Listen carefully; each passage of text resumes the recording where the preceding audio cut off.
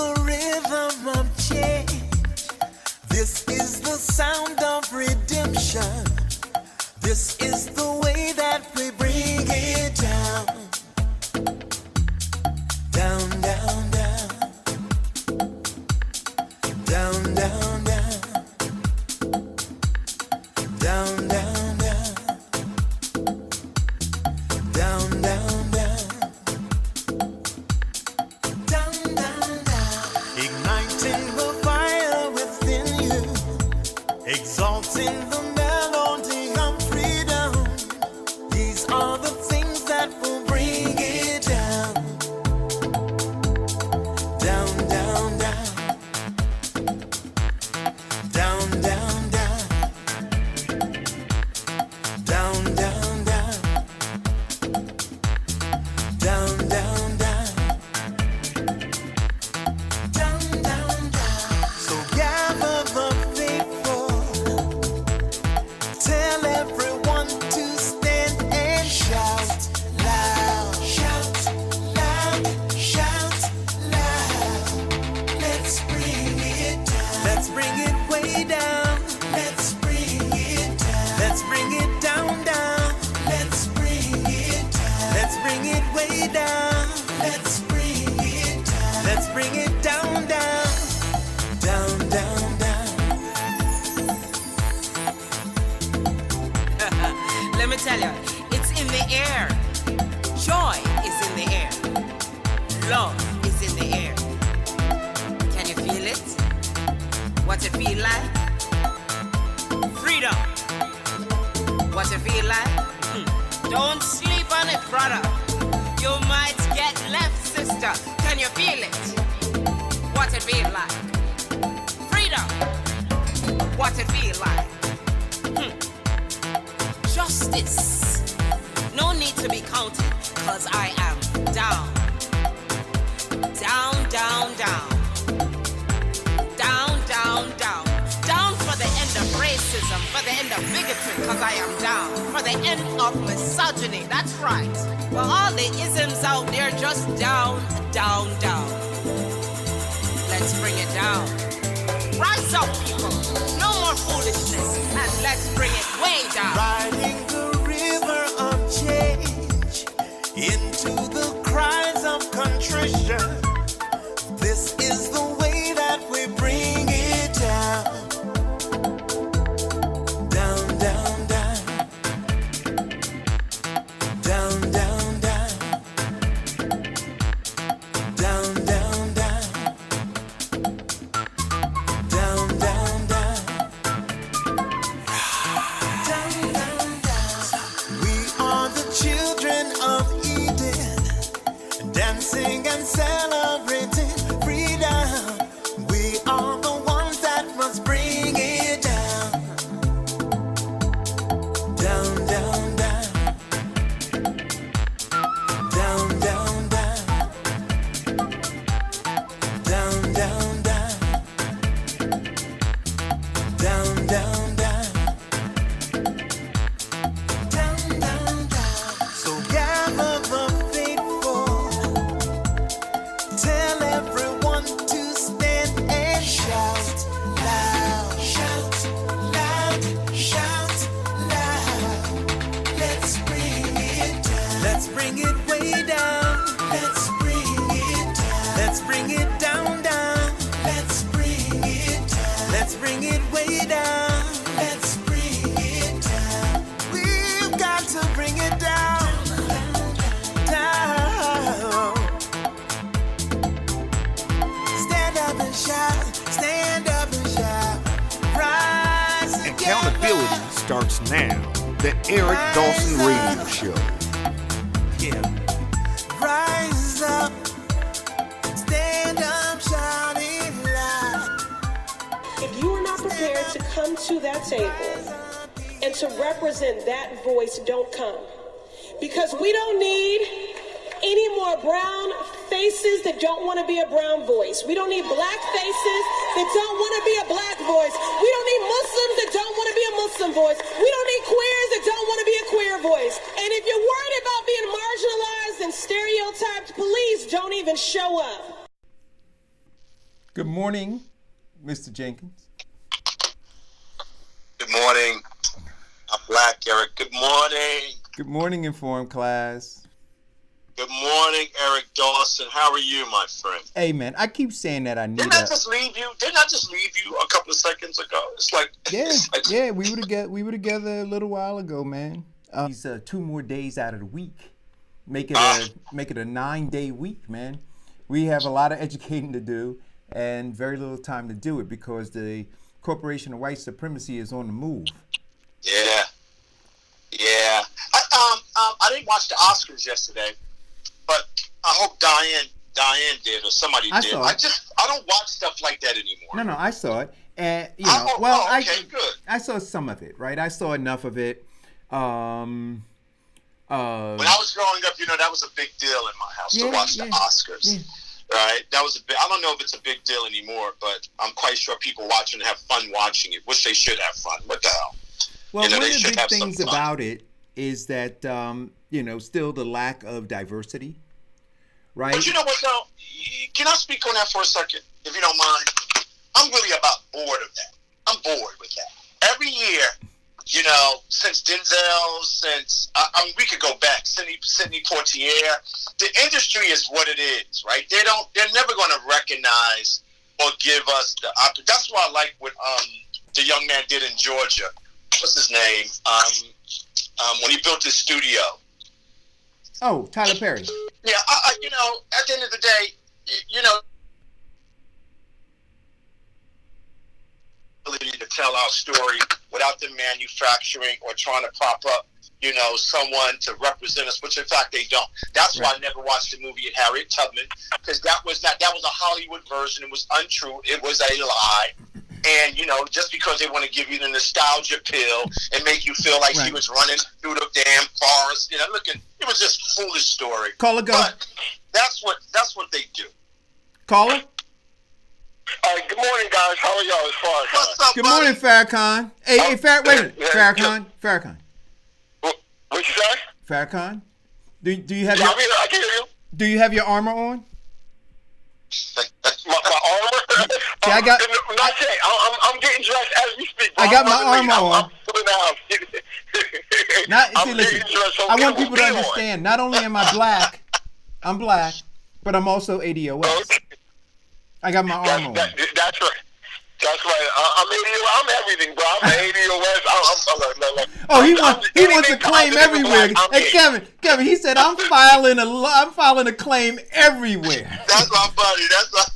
He said they're global atrocities, and I want my reparations everywhere. Yes, sir. Absolutely. Go ahead, brother. But listen, I want to say thank y'all for starting off with the Oscars, because again, I did a little research. Same thing I did with the Super Bowl when I sent you guys the text about the airing of the Super Bowl. And again, I'm not watching no Oscars, because what they have done again is they have replaced another major day of Black History Month, another Sunday, which is generally in Black History Month, where the big premieres and the big Black History Month events on television and the channels where they aired a different program show. Right? Again, they have since 2004 moved the Oscars from middle to late March into February, into Black History. Right? And I look, brothers, you know me, I look it up. So I Googled the dates. Virtually the entire history. It used to go back as far as in the beginning, in June, but they moved it all the way up, and it pretty much firmly stayed in March, right? Late March. For some reason, come 2003 was the last time it was in March, and then it went into 2004 or 2005. It came into February, and it's pretty much been in February ever since. Maybe I think one time or two times they played it outside of February. So again, to me, it's just another way of distracting blacks from doing their, from having their own, from realizing their own. And like you said, the lack of diversity, it's apparently designing to make sure we don't have diversity. Well, one of the things that I realized That's very interesting. in watching, That's very interesting. one of the things that I realized in watching it, and Farrakhan, I didn't pay attention to the distraction, but duly noted now. But one of the things that I realized is, and we talked about this, we talk about it all the time, the fact that we don't have access to capital doesn't give us the opportunity to get our story told, because it doesn't get greenlit, right? And so you see it on full display. So for anybody in the year 2020 to say that there is no disparity, right? I mean, they're just being, intellectually dishonest. And, I was in one of my feeds, and I invite you guys, well, I know you're not on Facebook anymore, Farrakhan, but I would invite all of you guys, and this is like a social experiment for me. So I took a picture of the ADOS shirt, right? And I posted it from the Eric Dawson Radio Show, and then I've been boosting it $5 a week. It's got over close to 6,000 views right now, and it's got nearly 300 and some comments and almost 300 or 400 like reactions, people liking it, loving it, or putting the frown face. And there are certainly a bunch of white supremacists who have now come into the thread, and they're tagging each other now and coming into the thread. And they've engaged some of the folks who are having constructive conversation just in an attempt to try to blow up the conversation. And so I've been in there systematically telling folks, hey, listen, you know your truth. You don't need to spend time with people who have no other intent but to distract you. But it would be interesting to go in there, you guys who are on Facebook, and look at that thread, weigh in, because it is intense. But it shows you that no matter how evident it is, no matter how factual it is, there are a group of people who will, to their dying day, deny the atrocities of this country, even though you see them evident now. You saw them at the Oscar, and you know why, because there is no capital, right? We don't have, when we talk about wealth, right, Kevin, when we talk on the show about black businesses, right, people talk about entrepreneurialism, right? Well, it's the same deal in Hollywood, right? Each of those producers, each of those directors essentially is an entrepreneur trying to launch a business, but the lack of access to capital is what's preventing them. But Eric, don't you also think it's because of what they understand about us? I mean, I understand the capital part of it. I understand that exactly. But at the same time, when a programming director says, you know what, we can start slipping non-ADOS or non-African-American programming into the month that is supposed to be designed in which we celebrate that what they're really saying is, we know these black folks ain't paying attention anyway. That's the truth. You're 100% right about that. Realize that, guess what? Instead of on Sunday watching the Martin Luther King story in February, we're watching the Oscars. Right. You know what? No, go ahead. Well, but this goes back to this, Farrakhan. But you know what though? This goes back to the fact that we have to be about the business of socially engineering and socializing our own children. Right? So when you now have just another generation, and you're right, I watch the Oscar, and the reason I watch the Oscars is because we do this broadcast, and I thought that it was important to be able to have some conversation about it. But that's the only reason why I watched it. As soon as that went off, you know what I fell asleep watching? The Malcolm X documentary that you told me about, Kevin, that's on Netflix. Do you understand what I'm saying? So I get back on code to understand where I need to be prepared for our 10 to 12 classroom session here on the Eric Dawson Radio Show. But you had far too many parents, I'm sure, foundational Black Americans, who sat in front of that television, had their children plop down in front of that television, watching our people marginalized, right? Just paraded and marginalized on the stage yesterday, giving applause and accolades to their, I don't even want to call them their counterparts. I don't know what to call them. But it's interesting that Farrakhan brought on their masters. But Farrakhan, when you talked about it last week about the Super Bowl, and now you connected to the Oscars, and you're saying that you've done some research, and those events never happened. It was never truncated in this month the way that it is now between the Super Bowl and the Oscars. And you know what? It's very subtle. I got to tell you something. You know, I really appreciate you doing that, because sometimes we might miss this how the corporation of white supremacy really operates. But I got to tell you something. As I've gotten older, and even last week and the week before, I laugh about the fact that this is Black History Month. I don't even understand the concept of it. Like, I don't even know why we even celebrate. I think it's like an insult. It's 28 days of us talking about what? We've been talking about this for 4 years. We've been probably talking about this all of our lives.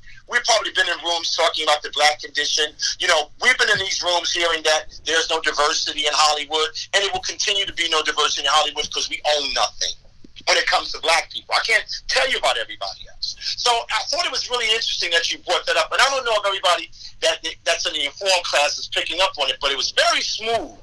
It went over my head, Farrakhan. I got to tell you, I appreciate you, bringing it back to real focus. So, Black History Month, right? Black History Month, not Black American History Month, not Black people that built the country month, not Black people. It's like it's an insult. Like when people tell me I'm having a Black History celebration, I bust out laughing.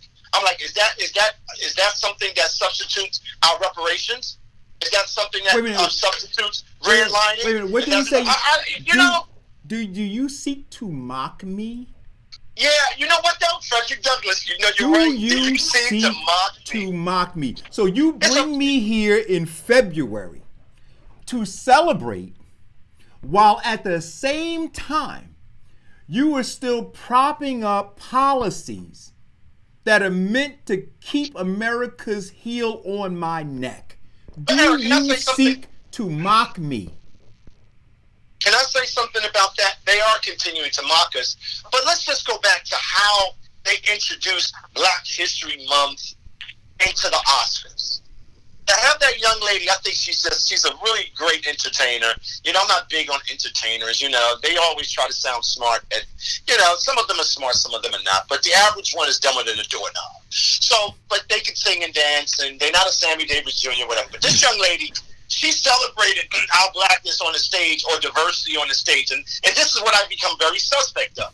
She says, I'm a queer and Black. I'm like, what just, if you're going to celebrate Black History Month, just celebrate Black History Month. But she's got to dance while she's doing it. I watched a little bit of that, and I was like, see, that's the problem that I have.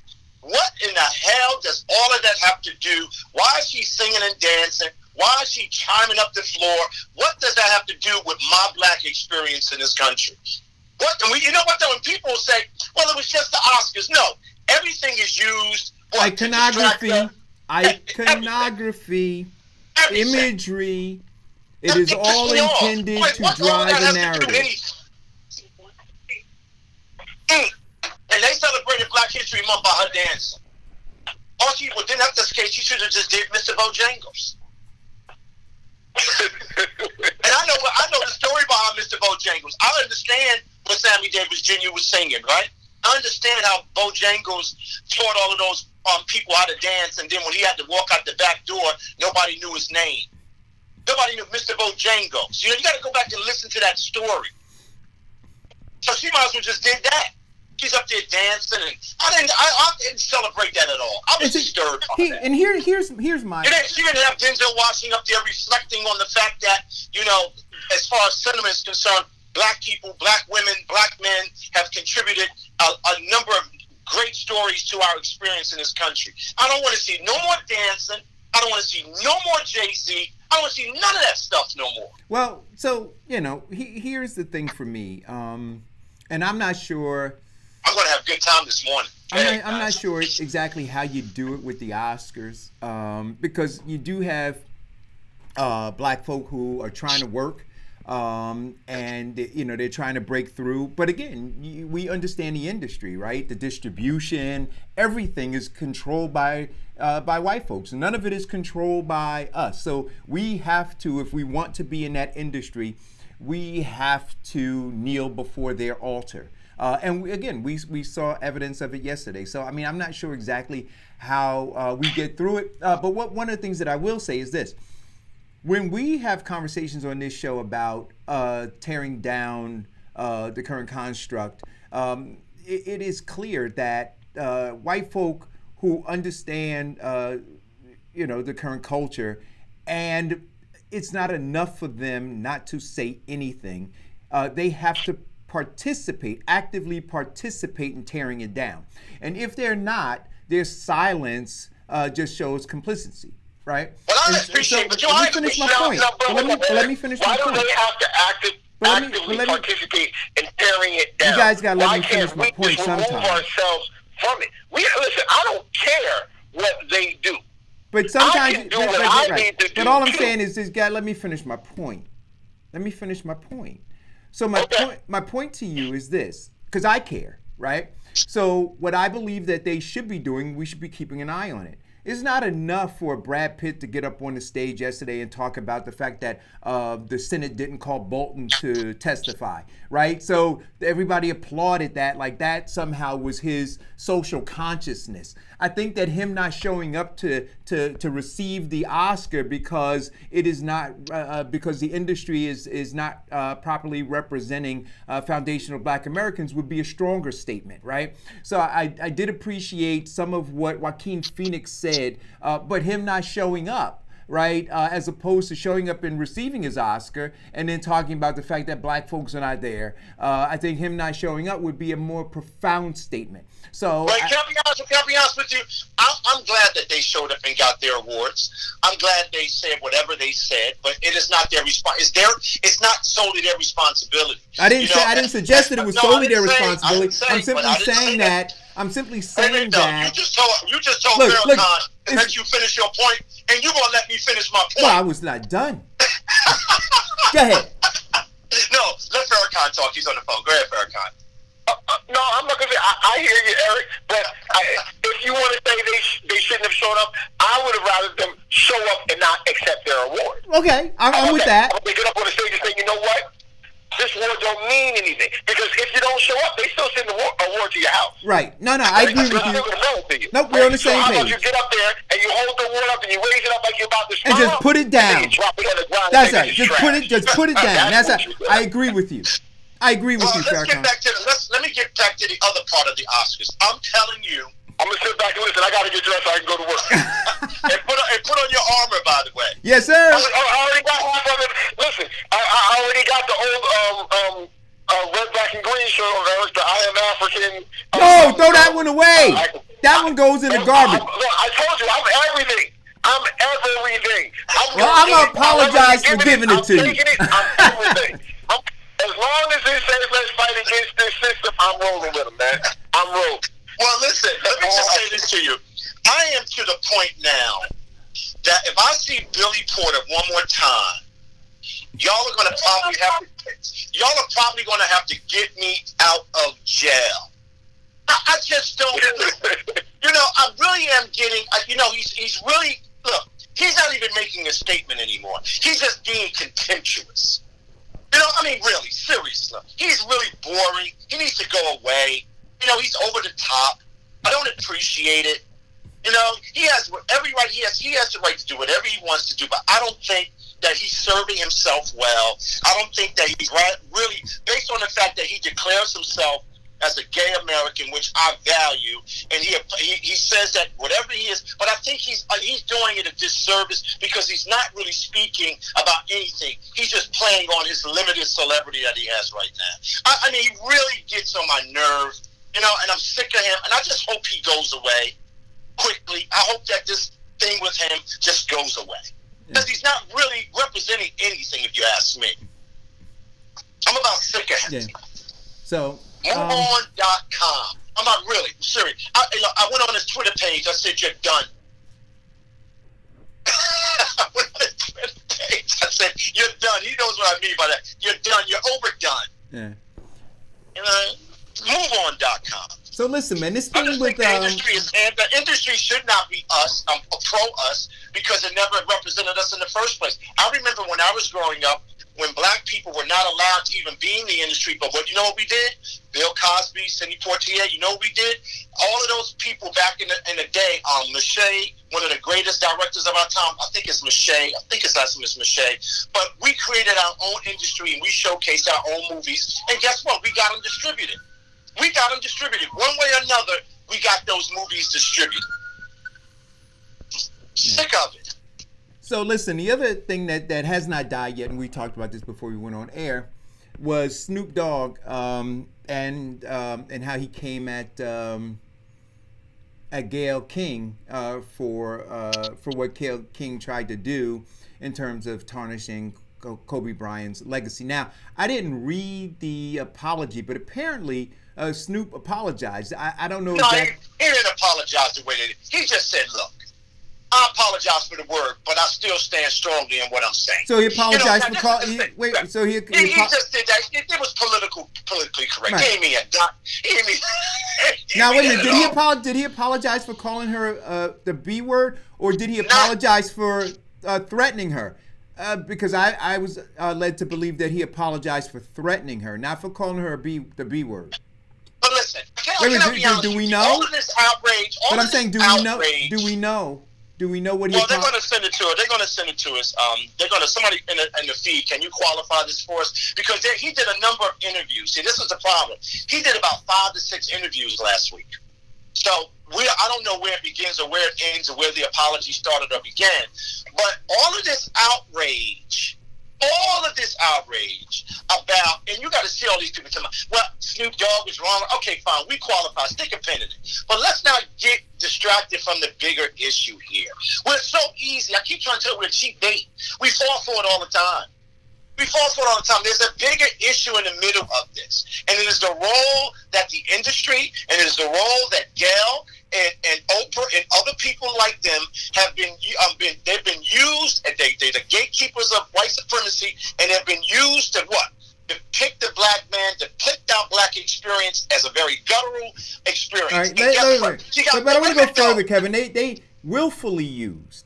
Okay. See, sometimes you could be used unknowingly. You got to clean it up after I finish. You got to clean up after I finish. You clean it up after I finish. Willfully used. They go, ooh, me, choose me. You know what? You're right. Come on now. What I'm saying to you, I can't believe. I saw all of these fake journalists. Well, we're part of the journalistic community. No, you're not. You're on borrowed time. You're not part of no journalistic community. And then this whole thing about, Oprah crying. She was not crying. Listen to me. I want everybody listening. She was not crying to get your sympathy. She was crying to get some other group's sympathy. And then she comes out and she says misogynistic. But everybody she has built a relationship in the industry with the same people that were degrading women, raping women, assaulting women, and she didn't say anything about their misogynistic rapist behavior. None of that. She said nothing. And so you know she what? gets no credibility. She goes on there crying. And then Gayle says, I'm scared to come out my house. She lives in a gated community. You can't even get to our house. The other person that I think that we need to look at is Dr. Dyson. So he came out. I saw that YouTube video or whatever he put up on Facebook, wherever it was, and he's talked about how the cancel culture has to go away. Please. Listen. Oh, really? He said that, Eric? Yeah, he said, we just can't go around canceling people, the body of their work, and, has to be measured. Listen, I don't care how good of a person you've been. If you come into my house with a 12-gauge shotgun, I'm not thinking about how good you used to be. I'm looking at the moment at hand and the danger that's presented. And then I am working to eliminate that immediate threat. And what I'm saying to you again is this. We have, just like we talk about the Oscars, we just had that conversation about what that really means, right? What, that is, it's not just the Oscars, that there is an attempt to dilute the image of Black Americans, to distract us from even these 30 days or 28 days, because they gave us Black History Month in the shortest month of the year, right? So they didn't even give us the full 31-day month. They gave us the shortest month of the year. But even those 28 days, they try to distract us. And so I look at this thing and I say, you know what? It's more insidious than people want to acknowledge that it is. And it's more harmful than people realize it is. But can I say something? Can I say something on that? You're absolutely right. It is very insidious. So let's get back to the term cancel culture. Now, that just came out 6 months ago because Barack Obama was trying to rationalize, why they shouldn't be angry at him for not serving the black community. The black community well. He did not serve them well. So he said, forgive me for that. And, whatever else I didn't do, don't cancel me out. And we shouldn't cancel people out. So let's get back. Let's stay on that word for a minute. I'm not canceling people out for making a mistake. I'm not canceling people out because I believe in redemption, right? I believe that we should all be given support and we can all make mistakes. But with Oprah and with those people, what Dyson is doing, it's not a mistake. It is intentional. So they get canceled out. So if you come and you steal my mother's money, you take from me, I'm canceling you out. If you tell me that cancel culture, foundational black Americans, American descendants of slaves, have been canceled from day one. So what do you mean canceled? So you got to break this down though, because they use these terms that people grab them. Oh, don't cancel them out. Because you know why? They say don't cancel them out because that suggests that if somebody went to prison and they came out and changed their lives, that we should not be holding that over their head. But they hold it over our heads every day. And that is what I'm saying. See, I don't subscribe to what he's saying because he's not putting it in proper context. And what is Gayle's body of work? What is Gayle's body of work? You know what our body of work is? To be the tool of what? White supremacy. Oprah Winfrey, the same thing. What the problem is not the cancel out part, it's the woke part. Now, here you go. You ready, Eric? It's the woke part. Now you got black media, black emerging media on social media, people all around the world plugging in and dialing in and staying on code, and they can't attack that. They can't deal with that because it's just not one person. It's not one person. It's many people. So it's Eric and Kevin from 10 to 12. It might be somebody else from 9 to 12. It might be somebody. So they can't stop it. Big media can't stop our voices. But what's getting ready to happen, they're going to cancel us out because they're what? They're controlling our algorithms on this show. They're controlling where you lend your voice at. And if you say anything that disqualifies their mission of canceling us out, what do? They cut us down. They restrict our access. They restrict everybody's access to us. Come on, you got to put this in perspective. Look, so Dr. Dyson was way out of line in suggesting that we shouldn't have a voice. Dr. Dyson, I think, lost perspective because of his emotional feelings about Gayle and Oprah, right? But I think that in wanting to wrap his arms around them more than he did or does our community is troubling to me. And I think that we should give him careful consideration. But this idea, listen, you know who, Kevin, and I'm going to keep saying this, guys, because we celebrate her. Right? We celebrate her. Everybody was upset because she wasn't put on a $20 bill. Right? You know who had the biggest cancel culture? It was Harriet Tubman. She had a cancel culture. Right? So and you know let's be clear. And you know what, you're right, Eric. That's a very good example. And you know what else they canceled out? They canceled out Martin Luther King. Right. You know what else they canceled out? They canceled Malcolm X. Anybody that's doing anything constructive to build a consciousness. Oh no. But that's not what I'm not talking about the people.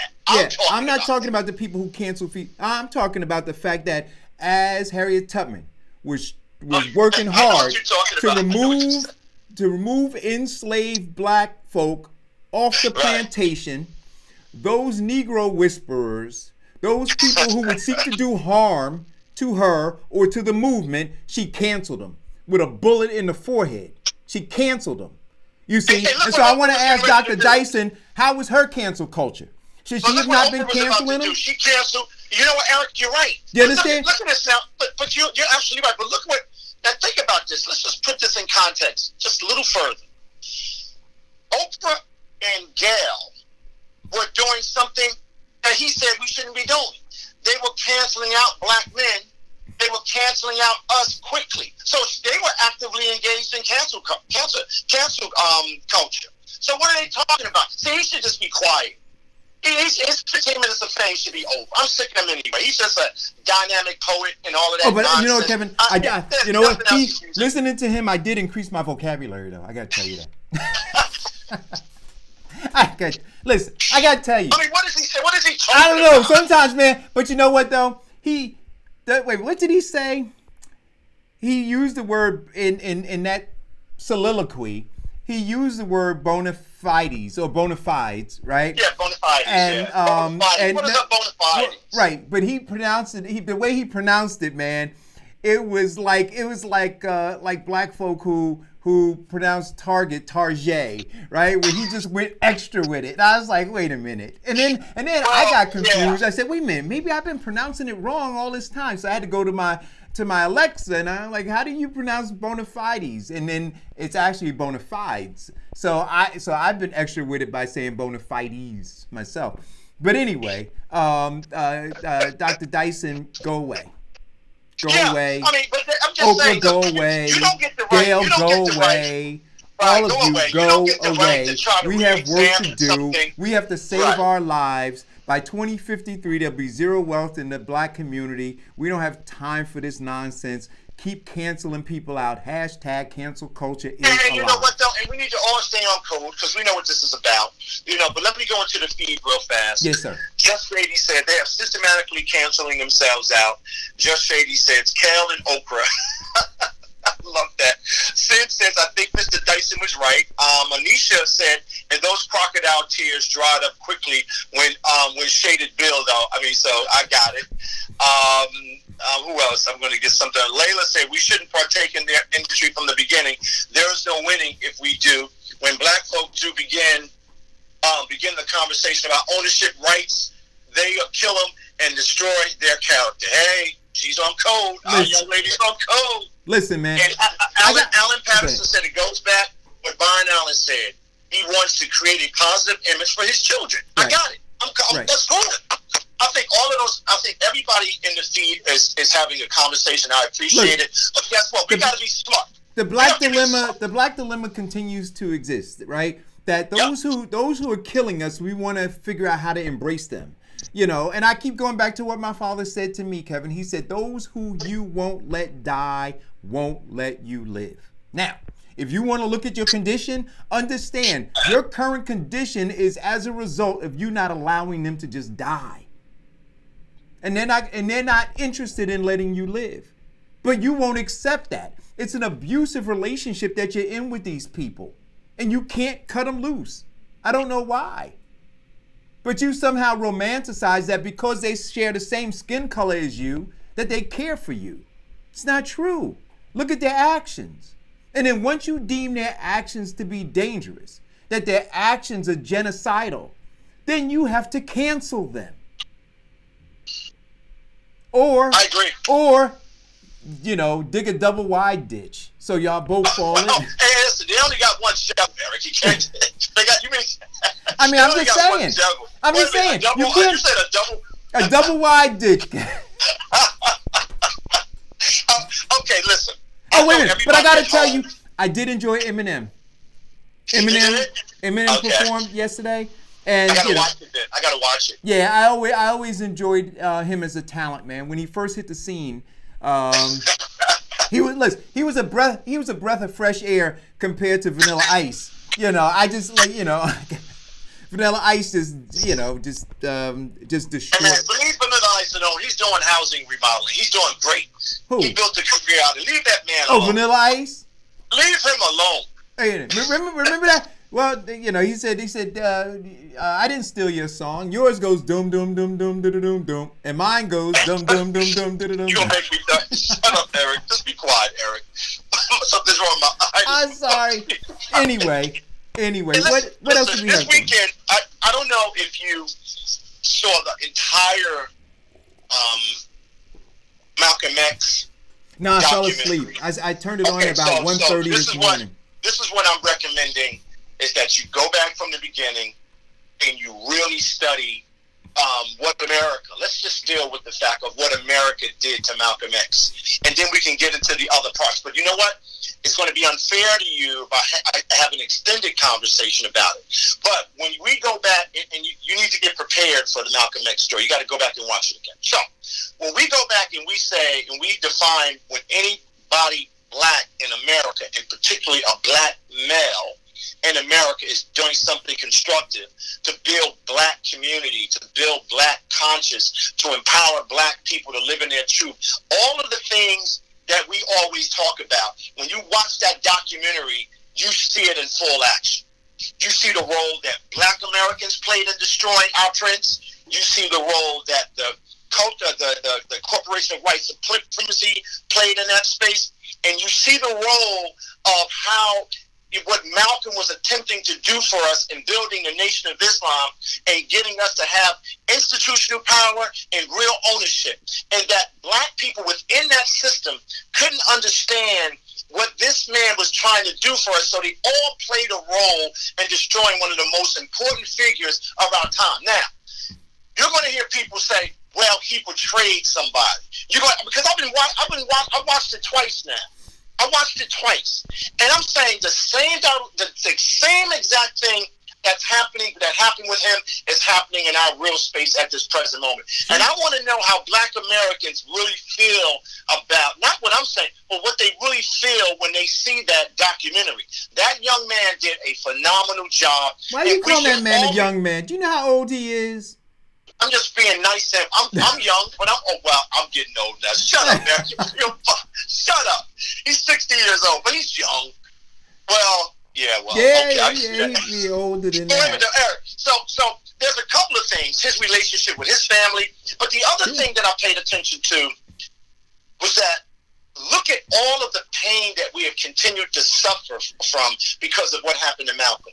Look what happened to his family. Look what happened to all of the men that was wrongfully accused. Look at how COINTEL is still actively operating. Even when we do this show, they're constricting and stopping the show from going out into bigger spaces. I get it. But think about just... Hey, Kevin, let me ask you a question. Would you say that Malcolm was progressive? Well, yeah, of course. Wait, because no, you know I'm why? making a point. No, wait a minute. I'm making a point. See, Malcolm took risks. Right? He took risks. Right. He took risks. But let's and you know what though, Eric? You know, I got to the middle of it and I had to turn it off the first time. Because I'm very, very familiar with who Malcolm X is. The real Malcolm X. Not the Spike Lee Malcolm X. The transformative Malcolm X, the global Malcolm X, how he became just not the diplomat for this country, but the diplomat for black Americans all around the world, and how he forged himself in a spiritual way to be able to help us to understand what we needed to fight for. And everything he told us to fight for, we left the football field and we did. We left the football field. We didn't do anything he told us that we should do. He told us about the fact they were going to attack us at that level. He said what they were trying to do to the black male. He understood that being in prison and then breaking and having that dark moment and coming out of that dark moment and having that crisis experience that he had to be able to forge in truth and build an institution that was giving us value. Yeah. See, that's the Christ narrative that I got out of that. And that Christ narrative, what happened in that Christ narrative to Malcolm X? They destroyed him, they criminalized him, they radicalized him, and we all participated in it. And anybody that sits around the table and suggests that we didn't play a role in it. When I say we, I'm talking, you know what I mean. But I wouldn't use the past tense. We are still dismissing him. We are still demonizing him. We are still, see, by our very actions. See, because most of the folks, and this is the reason I asked you whether or not he was progressive, right? So you take Martin, you take Malcolm, right? Most of the people who prop them up through their mouths, right? They cut them down through their behavior, Kevin. You see, none of these black leaders, what I'm saying is this. If both of those men were alive right now, all of the black leaders that you have would be against them. And how do you know that? Just look at their actions. Their actions are contrary to what both of those men fought for and died for, murdered for. Well, you know, it's Dr. Henry Clark taught me about Malcolm X. He taught me to explore Malcolm X in a much deeper way. And when I was a kid, when I used to hear his lectures, I got it. I said, okay, let me go and explore who Malcolm really, really was. Between, the whole experience between Malcolm and Martin, it changed me as I grew older, because as I got older, I understood who Martin was and I understood who Malcolm was. The narratives that was fed to me when I was younger made me not support and give a deeper understanding to how I felt about Martin. And when I got older, I really understood who he was, and I understand who Malcolm is in a much better way. And we should all be responsible in teaching our kids who these men really were and what they were saying to us at that time, and how we are still being negatively impacted at this time. And that all of those Negro whisperers and slave catchers that we see in front of us, when we say we need to run them off the island, we have to kick them off the island because we have to, because we will not survive leading up to 2053. So the other thing that I paid attention to is I really clearly understand now that, I don't know if you saw the part when the young man that did the documentary said, something is wrong with North. There's something dark about it. How could they not have a deeper conversation about who Malcolm was to us, who Malcolm was to Newark, who Malcolm was to the nation? He said, something is wrong with that place. And it smacked me in my mouth. I was like, it's like as if we're cursed. When I'm talking about cursed consciously. Yeah. Consciously cursed. And I said, damn, because that yesterday, the other day, I got up at 6 a.m., I told you. And unbeknownst to me, they drove me through the city of Newark. And it hit me like a ton of bricks. This place is cursed.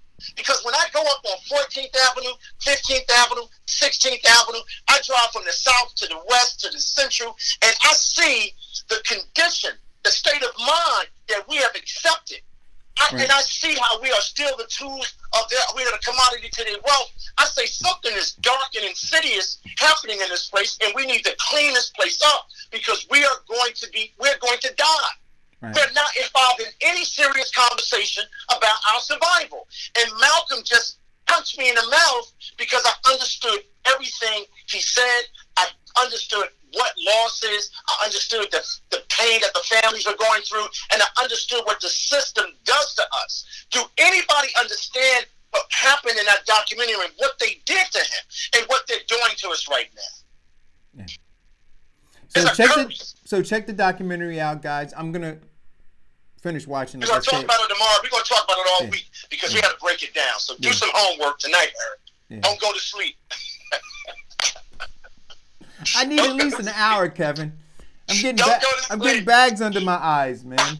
I need a makeup artist. But everything we've talked about for the last several years, the existential threat of the Negro whisperer, everything. Yeah. It was involved. Yeah, well, we're gonna make sure that we spend some time. We're gonna make sure we spend some time covering it. But so that people are informed, go check it out. It's on Netflix. And how many episodes are there, Kevin? 7 episodes. So make sure you guys check it out. I'll watch maybe episode 1 and 2. We can break that down for a segment of the show. Then the next that's good, Eric. That's excellent. We should do that. And so we'll do that. Listen, we're a couple minutes before the 11 o'clock hour. Let me just get these commercials in. Before stick with us, guys. Stick with us. Go to the YouTube channel and share. Oh, you know what? Before we take the break, here's public service announcement. Go back to the Willie Lynch letter, which was Thursday. We unpacked that book or that letter and share it. We're asking you every day for the month of February to just go and share it again. Share it to 10 or 15 or 20 people. We have to continue to share. I think it's up to 107 shares. I'd like to see it well over 500 or 600 shares by the end of the month, right? So do that. If you believe that this information is vitally important, if you believe that we need to be socially engineering our own community, right? Then please go back to Thursday's episode. It was February 7th, right? And hit the share button one more time. We'll be right back after. And I want to read some more comments in the feed afterwards. All right. Do you have loss prevention or safety concerns?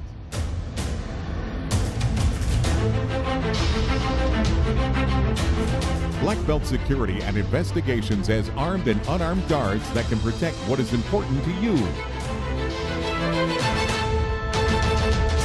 For security you can count on, visit www.bbsillc.com or call 1-800-493-1859 today. It's time to turn up the heat in your house or apartment. So here are some fire safety tips from Diane L. Murray Insurance Agency to keep you warm and safe this winter. Don't overload your electrical outlets. Keep flammable items away from fireplaces and space heaters. And put a fresh battery in your smoke detector. Turn to Diane L. Murray Insurance Agency for your home and renter's insurance, or bundle it with your auto insurance and save. Call 908-686-4609 or visit dlminsurance.com today.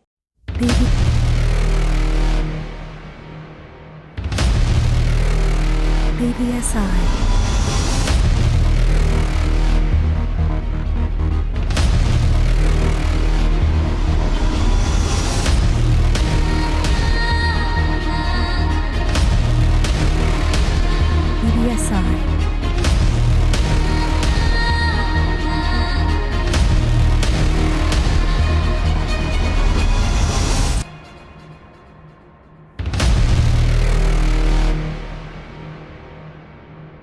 BBSILLC.com.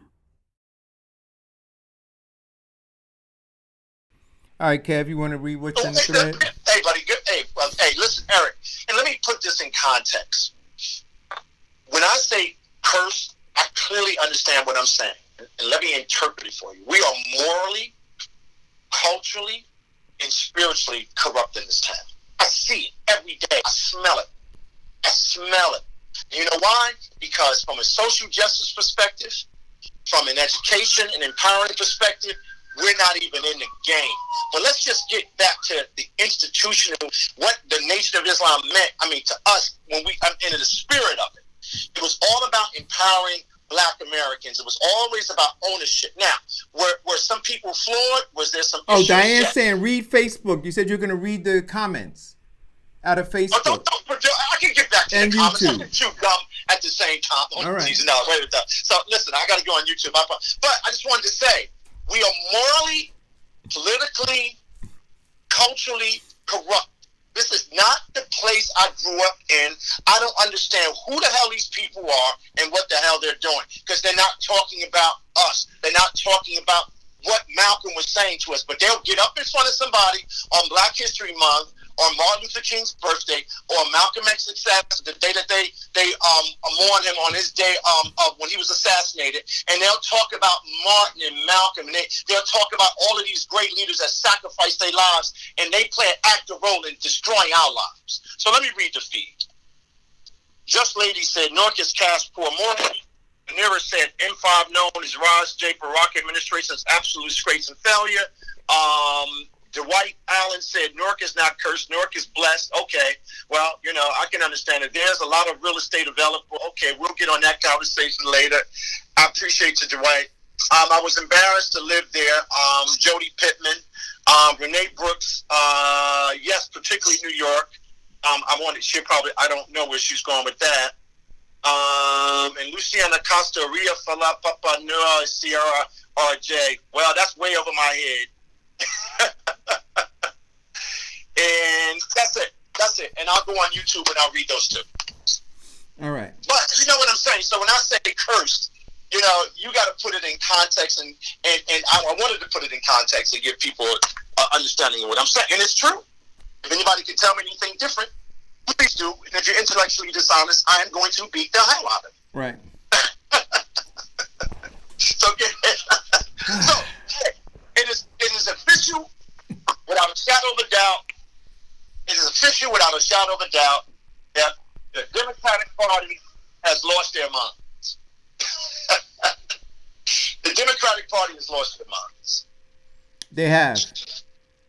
They have officially lost their minds, right? Don't you think? Well, you know what? They haven't lost their minds. They're in their right minds. I know that they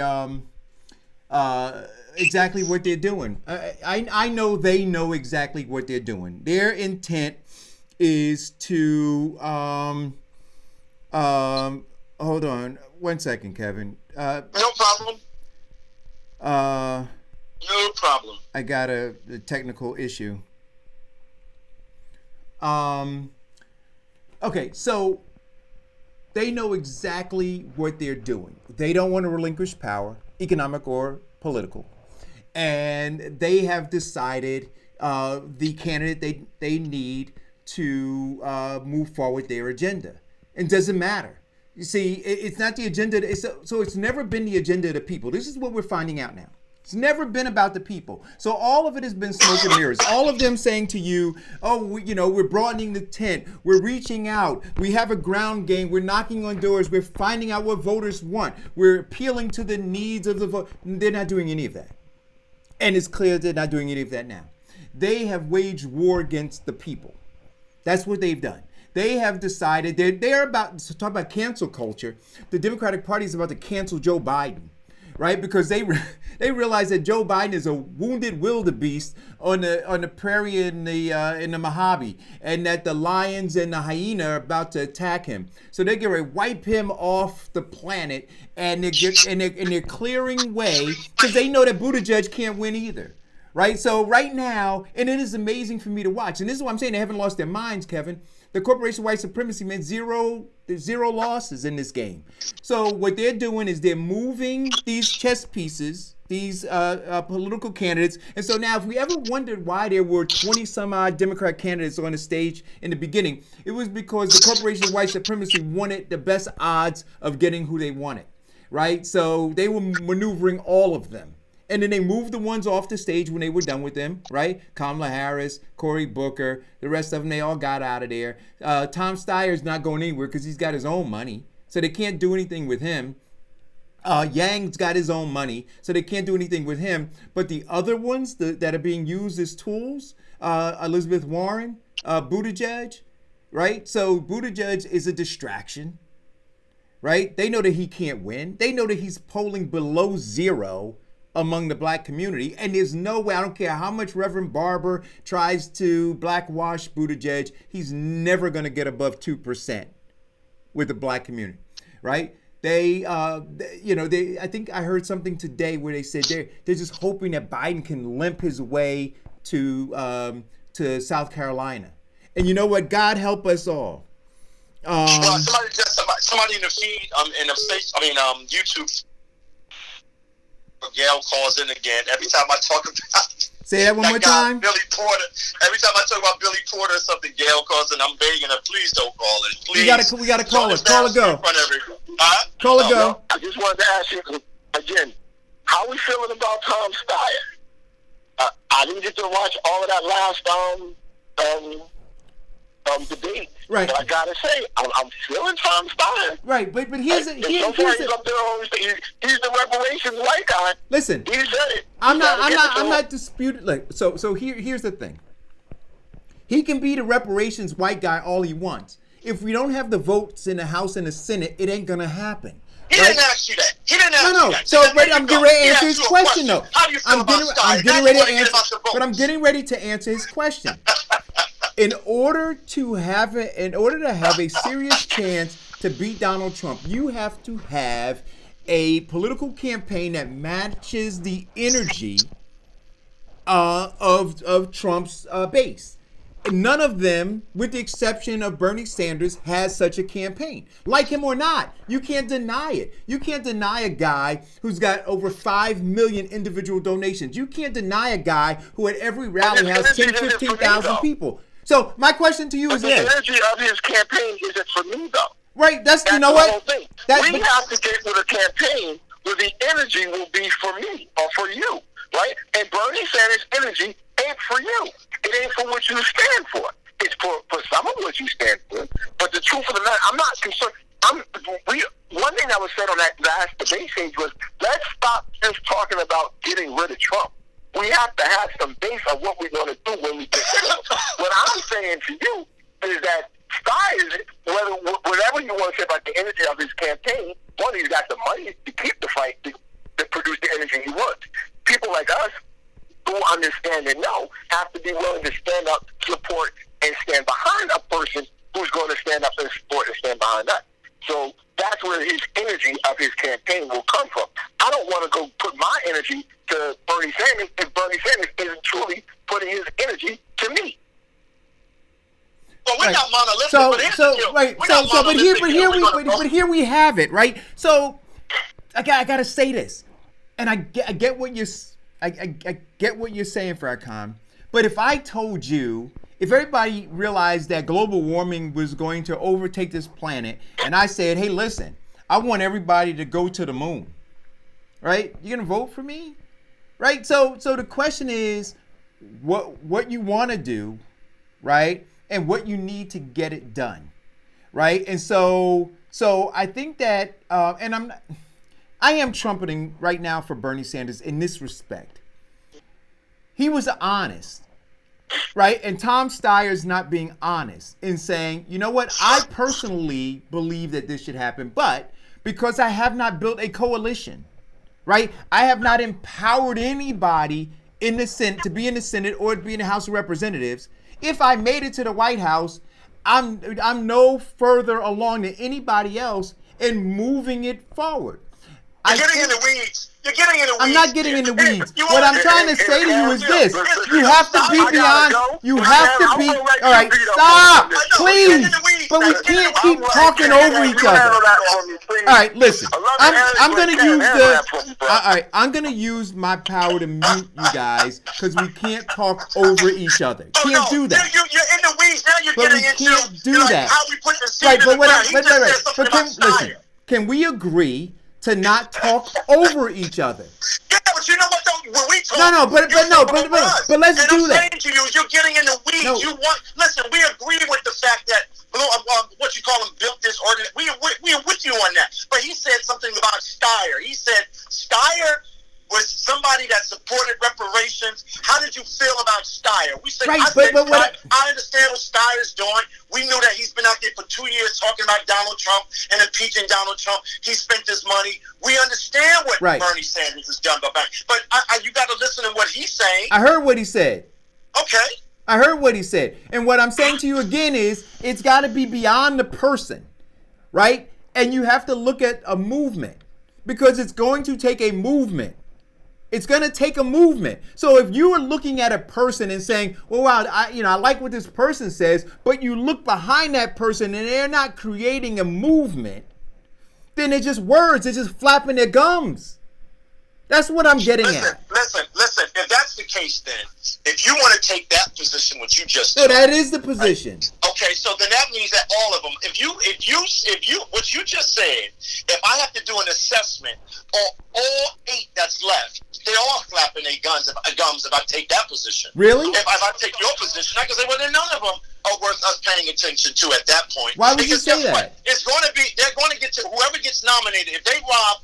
When we talked about this, I believe that this party is self-destructing. I think what they're doing to Bernie Sanders is absolutely horrible, but we predicted that. And we know where this is getting ready to go. Now, everybody at home, you understand that the Democratic Party, that you put on your stamp on your head every time you go to vote, does not have your best interest. And I agree with that, Eric. What they're doing is absolutely horrible. We should all be paying attention to it because guess what?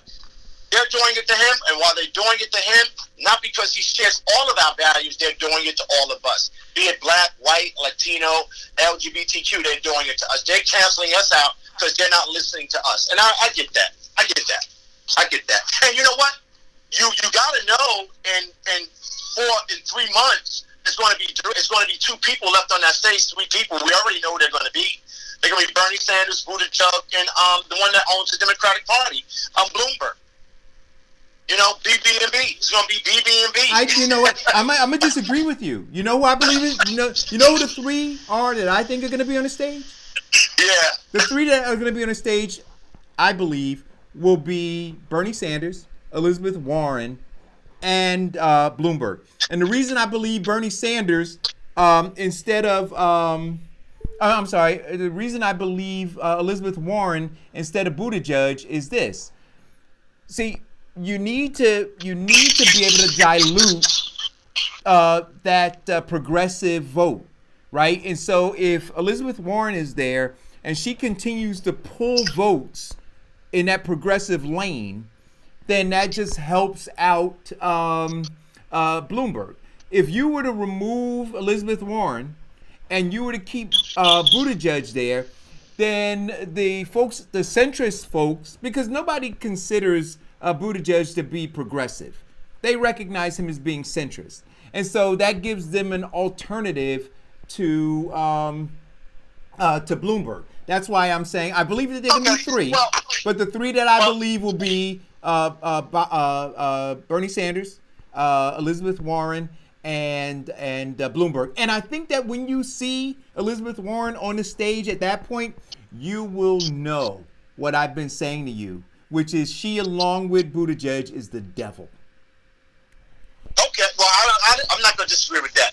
But, you know, we now know what's getting ready to happen. We need to be paying close attention for the next couple of weeks. I mean, because, you know, whatever, how it affects us or not. But I want to ask you a question. Yep.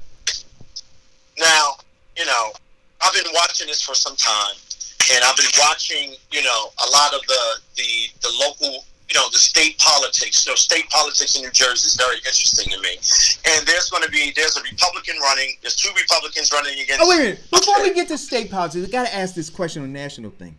What the hell was the thing that Biden said at the debate? I mean, at the town hall. He calls a woman a lying dog-faced pony soldier. Huh? Yeah. I didn't hear that one yet. You didn't hear that? He said that out of his mouth. He asked the woman if she had ever been to a caucus, and I believe her answer was yes. And then he replied to this woman, right? And it's recorded video. He calls her, quote, a lying dog-faced pony soldier. What's wrong with that man?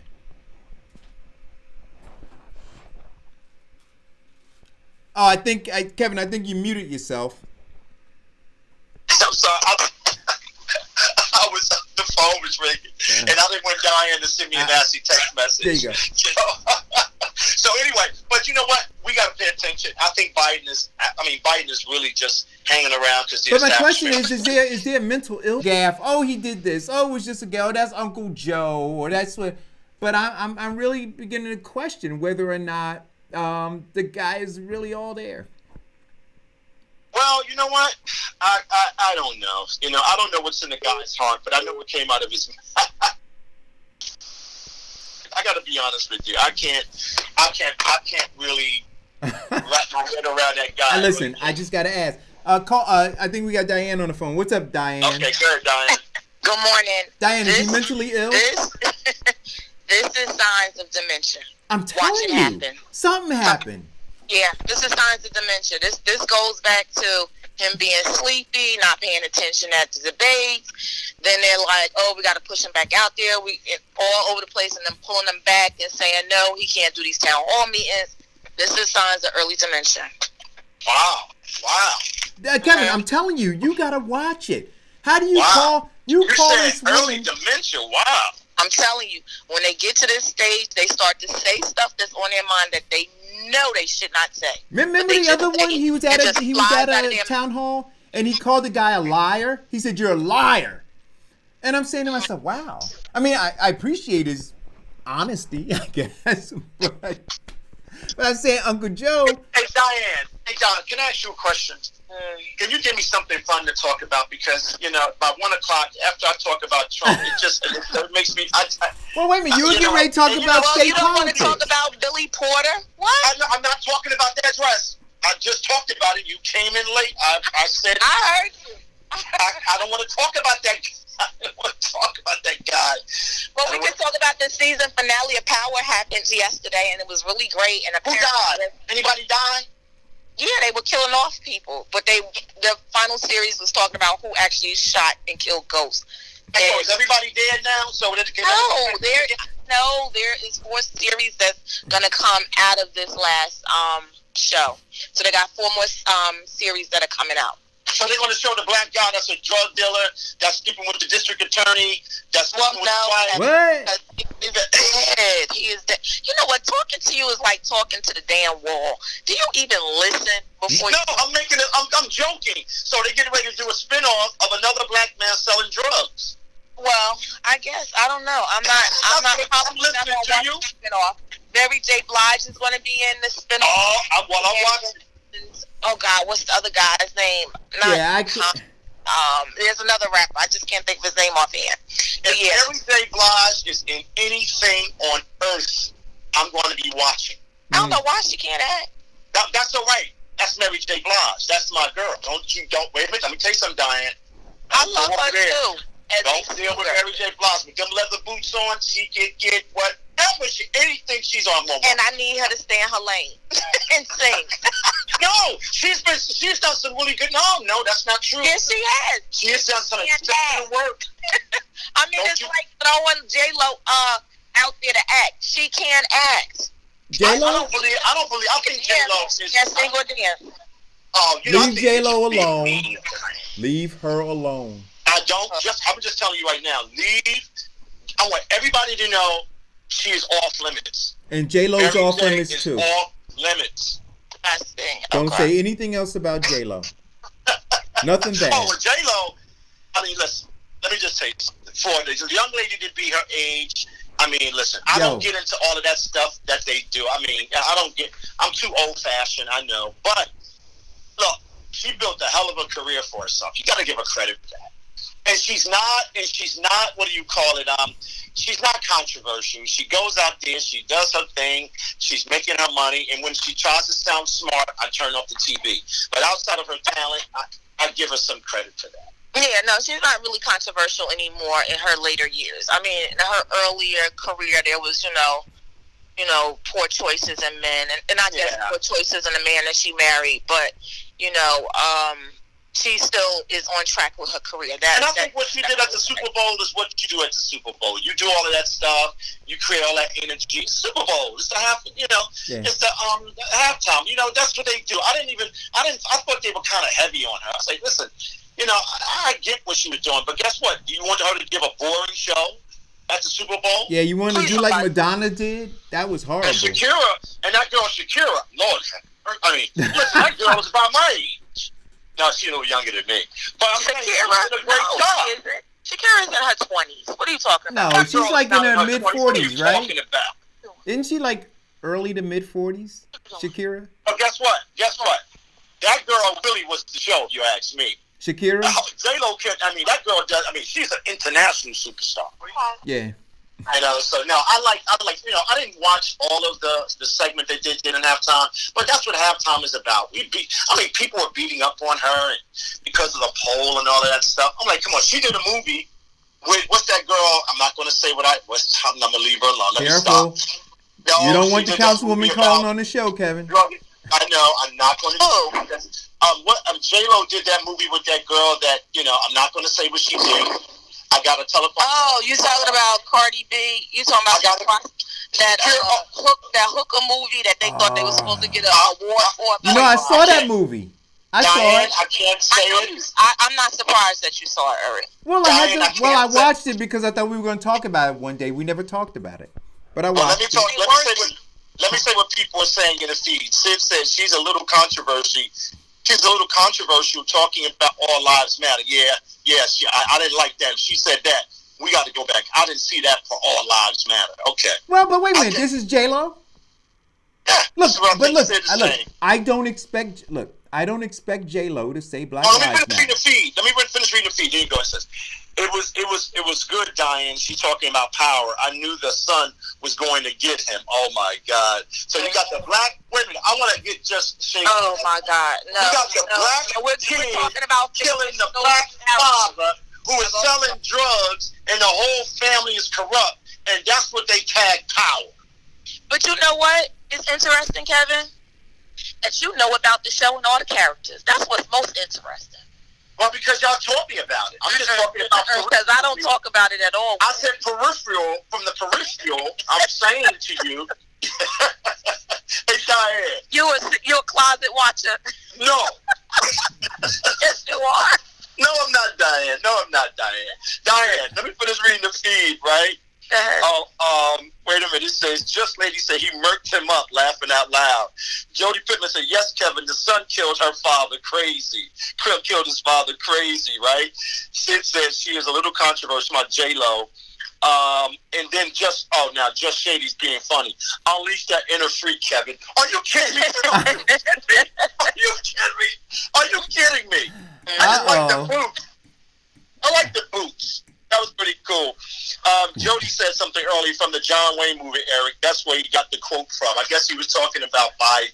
No. Actually, I think that a lot of young people, look, J-Lo, Jay-Z, J-Lo, Mary J. Blige, and women that are in that industry, they have a very tough time. So I give them a lot of respect. Yeah. I mean, I give them, for them to be around as long as they have been and really trying to build their lives. And I mean, women have a rough time in any industry, and in the entertainment industry, because of what we've learned in the last several years and talk about the Me Too movement. I mean, it's just an atrocity. So I'm happy that they're happy. I'm happy that they're at the best of their, that they're at their best. I mean, even, the Beehive girl, I don't talk about her because I get beat up when I talk about her. I like her too. I'm very impressed with them. So let me say to Jody, I did hear on the news this morning that it came from some John Wayne movie. The point that I'm making is this, that it was a stream of consciousness, right? And he plucked it out of where? For what purpose? So I'm saying that Uncle Joe is liable to start quoting Shakespeare in the middle of giving a speech about the economy. So we know that it came from Shakespeare, but the question is, it had no context in the town hall. And certainly, I think it was inappropriate to call a woman a lying dog face, whatever it was he called her. Anyway. Yeah, he shouldn't have done that. He shouldn't have done it. You know what, though? That is absolutely wrong. You needed the Sandman to come with the hook and bring him off the stage. Just because look, I don't believe when you're debating about something, unless you're debating an intellectual misfit, which you should not debate. I don't believe everybody is worthy of debating them. I think some people should just be quiet and just disappear because they're sickening. But when somebody asks you a question when you're running for office, I think you should try to do your best to be as graceful as possible, even if you want to be intense. Don't lie, don't make up stuff, and don't try to make the person, the problem instead of you not being able to answer the question. And if you can't answer the question, just say that's a good question. Yeah. And you know what? Let's have a little deeper discussion about that while we're here and move on. I've seen a lot of people run for office do some of the stupidest things, but guess what? The people in the audience should have booed him and went after him, and they said nothing. Hey, Diane. I should have. But Kevin, you also have to remember there are a lot of people that run for office that shouldn't be running for office. That's true, too. But when they come out into the public, they will show you exactly who Absolutely. they are. You can't hold them back, Kevin. Once you put them out there, man, you can't rein them in. They get out there. You're like, oh, no, don't do that. Nope. You know what, though, Diane? You're absolutely I've managed some candidates who've done that. You put them out there, man, and all of a sudden you're just like, oh, my gosh. Hey, Diane, let me ask you a question. You're an animal person, right? I didn't hear you. What you say? What? You're an animal person. Yes. Well, more specifically, you're a dog person. Yes. Right? So animals kind of dictate personalities to people. And I just happened to see this meme, and I thought it was really funny, right? So going back to Bill Clinton, you had Bill Clinton who had a dog, right? And then you had George Bush who had a dog. And you had Obama who had a dog. And now you got Trump and he's got no animal. Well, he's not an animal lover. Well, no, because he's the dog. Oh, my God. Really, Kevin? Well, the meme actually has McConnell as the dog. But think about it. When did it start that presidents had animals in the White House? Oh, wow, long time ago. Did every single one of them have it? Well, majority of them in the early 60s, you saw a lot of that. They started, I think Lyndon B. Johnson had a dog. I even think Eisenhower had a dog. So nobody had Roosevelt cats? had a dog. Nobody had cats? No, you know what? I never thought about that. I never saw a cat. I'm gonna go back and look at. I've never seen a cat. I mean, I know this tradition of showing the dog. I mean, started. I think even Nixon had a dog. Mm-hmm. I just think it's. Listen. I'm a pro animal lover. You know that, right, Diane? And, even if you had a cat or a dog, but I think it's funny for Trump not to have an animal. But guess what? I don't want him to have an animal because he might abuse it every time he turns on something and sees that they're talking about it. So, but you know what? I think the other thing with him is he's not trying to do anything typical of what was done before him. So him having a dog means he's following a tradition that he's not trying to do. He doesn't want to be traditional. I think that, he can't be. His mental illness will not allow him to be traditional. I think you're absolutely. He just can't function at that level. But I got to tell you, I don't want him to have an animal. I don't even really want him to have too many human beings around him. You see how he treats them. So let's not give him an animal. Yeah, call it go. No animal. No, I just want to say, I noticed this the other day. Trump just does things completely different as a president. And for instance, there's something that I haven't heard of his entire presidency. Have you ever heard of him going to Camp David? Every president goes to Camp David. I've never heard, since he's been president, I haven't heard it mentioned. I forgot about it. And yesterday we were talking Friday we were talking in the shop about something, and I was like, what happened to Camp David? That's where all the presidents go, like whenever he needed to get away. He goes to Mar-a-Lago or one of his resorts. But you know why he don't go to Camp David? That's something different. Right? Does it even exist anymore? But Farrakhan, you know why he doesn't go to Camp David, right? Because he can't charge the government for going there too. Yeah, he wants to do it in Mar-a-Lago. Smart guy. The government pays him when he goes to his house. The government pays him when he goes to his hotels. I mean, this guy is making a living off the government at a whole nother level. And guess what? You know what I mean? So you can't go there because it's free. I got you. Hey, that's what it is. But I just happened to notice that, and you guys talking about him not having a dog. But it just makes me think apparently it wasn't like the other president's fault.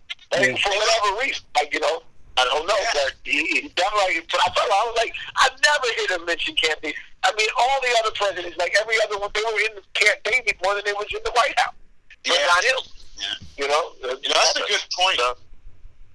We have a young man in the feed, Dwight Allen. He says, I'm from Newark, born in Newark. We both are. How you doing, Newarker? Order my book From Hood to Good. Hey, you did a book? Guess what? Let us know where the book is. He says Barnes & Nobles, Walmart. I'm glad he did a book. Just because we're from Urban City does not mean you can't succeed. Never said that, but I get your message. He said, I love this show and the topics wake up awareness. Hey, guess what? I respect that. God bless you.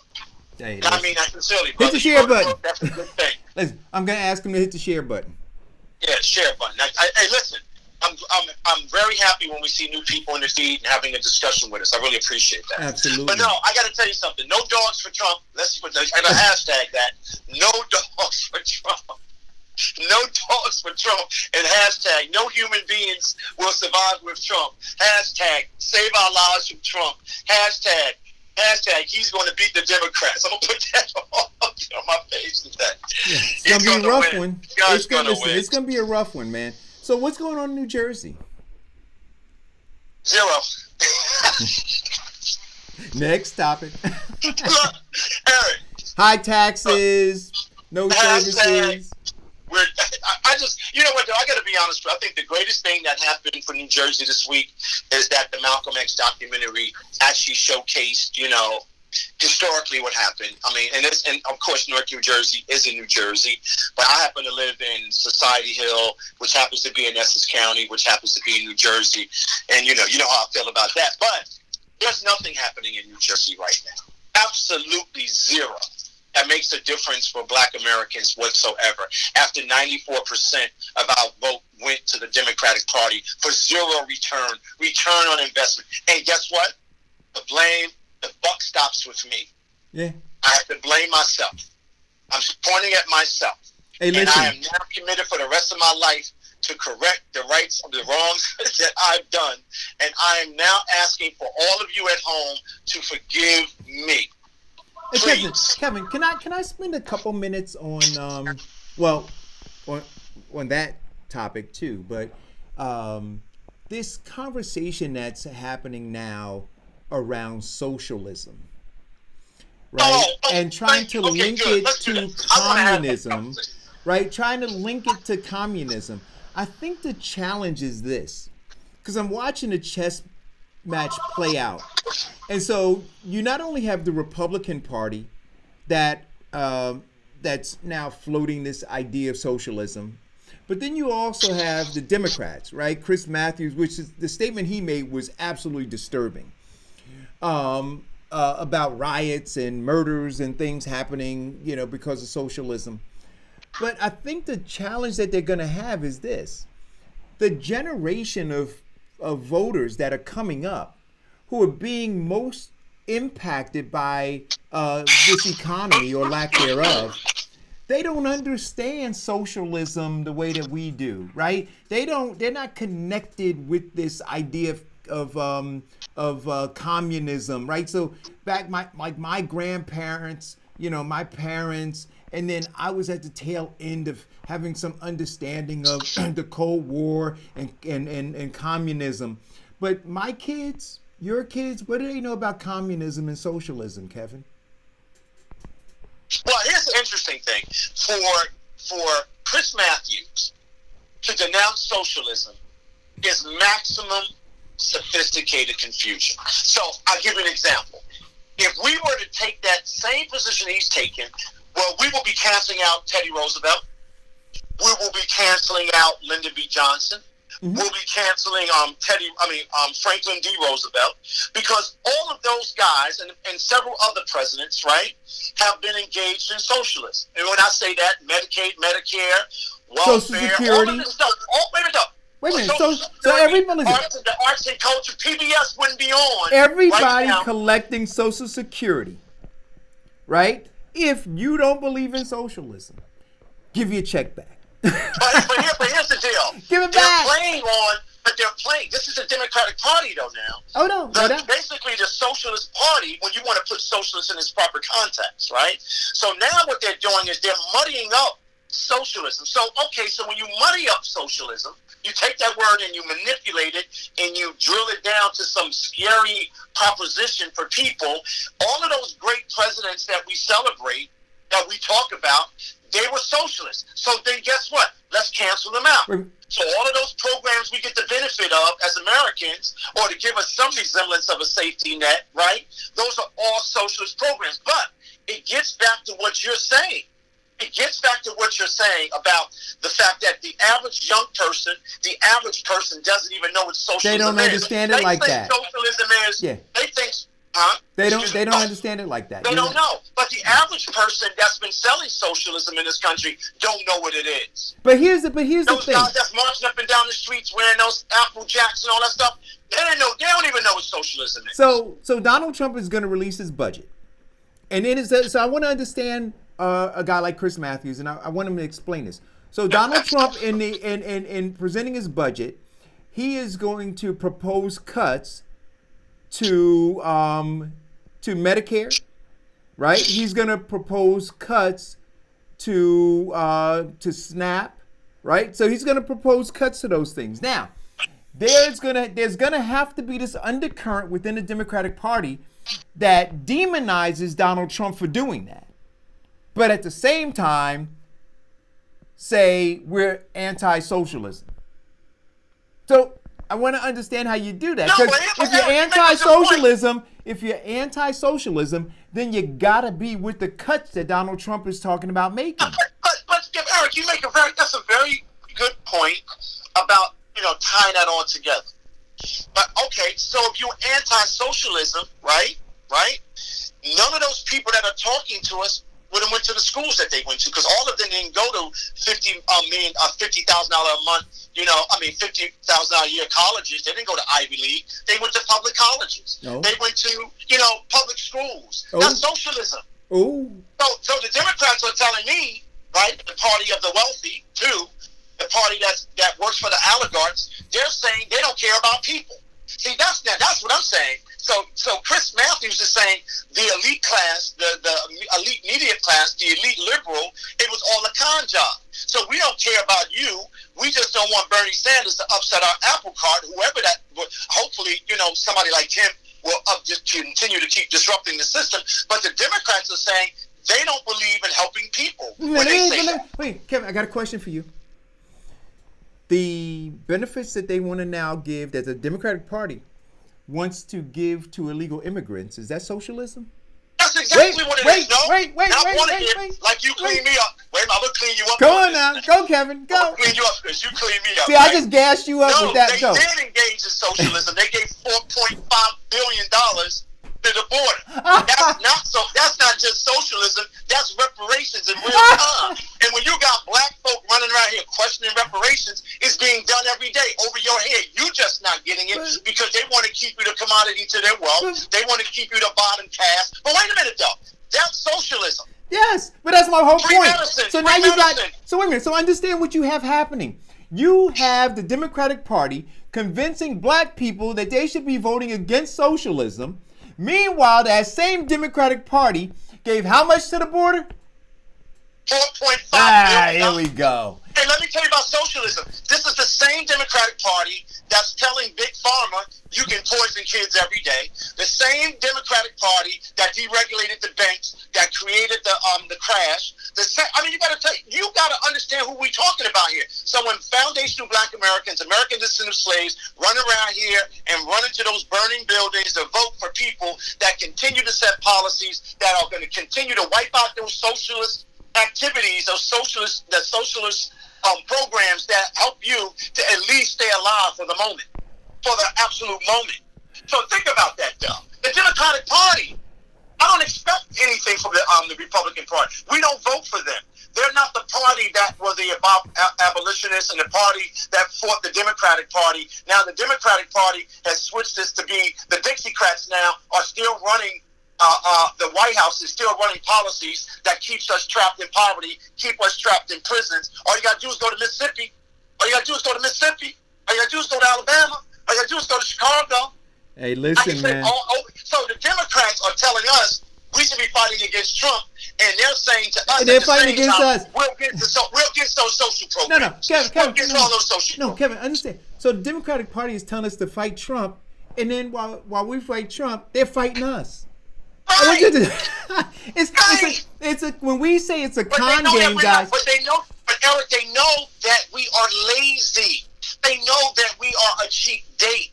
They know that we will turn on MSNBC, NBC, CBS, and we will listen to those people that are a part of the problem, that are now hurting us like cattle, that now have us focused on Trump instead of being focused on what we need for ourselves, instead of focusing on the Negro whisperer and slave catcher that are actively working against us every day.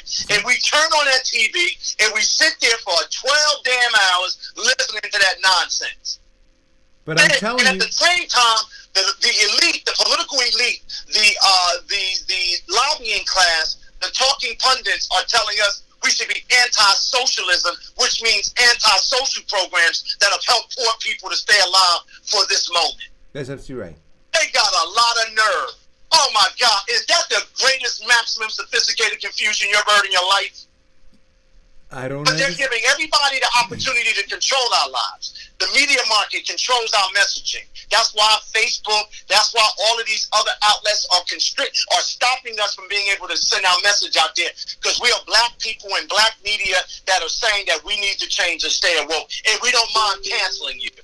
And when they bring out Dyson, when they bring out Susan Rice telling Snoop Dogg to be quiet. I mean, come on. Snoop Dogg will pick up the phone and have 1 million people do something. I don't know how the hell he does it, but he can do it. I don't know what, you know what I mean? I'm just saying. Yeah, I don't want to come in for you got all of those people out there, and you got Susan Rice coming off the sideline trying to put pressure on Snoop Dogg like he cares about her. Yeah. Come on, folks. So, listen. Come on, socially engineered. We are that's right, just say that you're right. Socially engineered. But they're telling us, the Democratic Party is telling us, you shouldn't like social programs. So what's in it? What are they saying in the feed about that? Anybody comment on that? Well, yeah. It's all. Just Shady said, socially engineered. We got our brother Leonard in the feed. Donald Jackson said, sounds like Newark's executive protection. We were talking about Donald Trump. Sid says Trump has many pets. Some of them get fired, but his main one is pets. Oh, God. And we go on. But no, I just want everybody to pay attention to the socialism con game. Hey, man. The same party that you run and give 100% of your power to, telling them, hey, listen, we don't want a socialist involved in this. But now, here's the question that I have. The average person Here's the. I won't say what I want to say. I'm gonna leave that alone. Here's the question that I have. As you talk about, so I want you to understand this. So they say we should do away with the cancel culture, right? We should have a kumbaya moment, that in order to beat Donald Trump, we need to be unified. Meanwhile, the entire establishment wing of the Democratic Party has every gun, rifle, knife, bayonet pointed at Bernie Sanders. Now, I think I saw in the polls that he's up by almost 9 points in Can I be honest with New you? Hampshire. We heard this. Let me tell you how devious and insidious and horrifying it is. The polls, absolutely. I want everybody, all the informed class members, and I'm not saying what you're saying is not true, Eric. Now you know without a shadow of a doubt. If you've never figured it out, because I don't know what it's going to take you guys to figure out that all of these polls are manufactured, right? They're all being paid for by some special interests. When they said that Mr. Sanders was going to win in Iowa, he ended up fighting for his life. So now they're saying he's 9 points. I don't believe anything. I believe the Corporation of White Supremacy is absolutely splendid. They're going to get...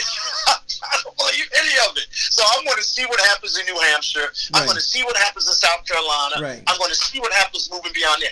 I don't believe anything. All But let I me know finish the point that right now... Yeah. I'm sorry. But Go ahead, buddy. the polls are going to be what the polls are going to be. The point that I'm trying to make is this: that as this plays itself out, and we talked about this, Kevin, that the establishment wing wants to drag this thing all the way to the convention floor, and then they're going to set dynamite sticks and blow the whole thing up. Right? Well, guess what? You know what, though? I just hope that in the midst of all of this that we stay on code. See, one of the things I'm finding out that is a lot of people staying on code in our thought. Right. It's a lot. I got to give credit. I got to say this. I know it's going to be difficult for me to grasp later, but there are a lot of people that I didn't know that was on code. They're on code. And now I don't know where. Listen. Do you they're on know code. why? And so here's how I'm on code, because and we had this conversation about a week or so ago. We were talking about down ballot. Right? That's being on code, down ballot. So as you go to consider who you're going to be supportive of, and this is, I'm just letting you know my philosophy.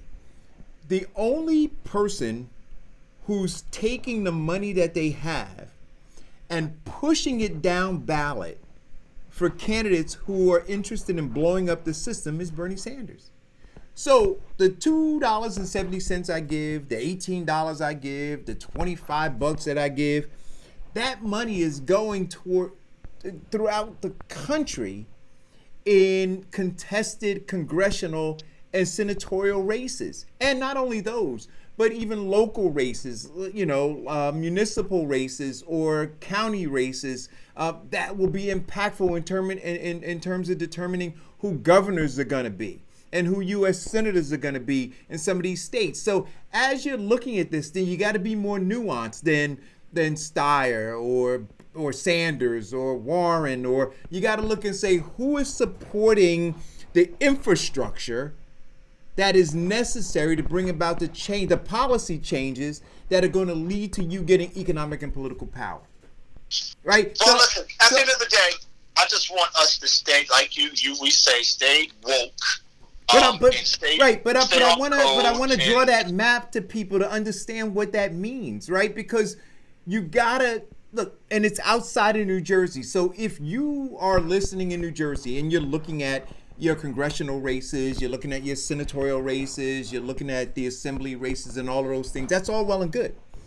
But then when you look at policies, national policies that are going to be impactful, you have to say, well, how am I playing this game?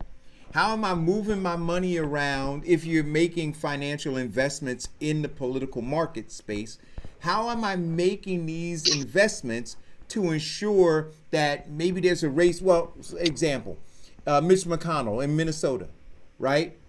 I'm making investments there because I want Mitch McConnell out. So it's not enough to just look and say, oh man, can you believe that he did this? Can you believe that he didn't have witnesses? Can you believe? Well, the question is, well, if he's still a player on the chessboard at the end of this election cycle, then we still have an issue. So we got to try to cancel them out. So throughout this entire thing, you have to look beyond just your neighborhood and your state.